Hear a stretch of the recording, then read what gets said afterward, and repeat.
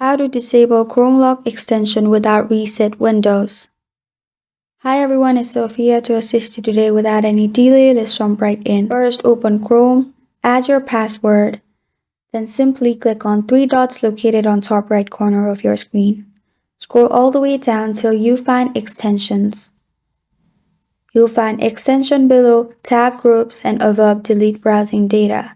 Click on extension, then go to manage extension. Here you'll find set password for your browser extension.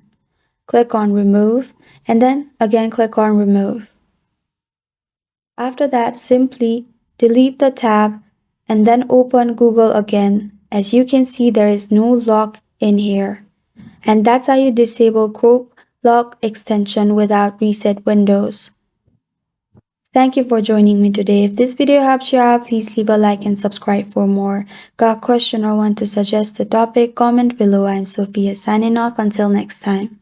First, open Chrome, add your password, then simply click on three dots located on top right corner of your screen. Scroll all the way down till you find extensions. You'll find extension below, tab groups and above delete browsing data.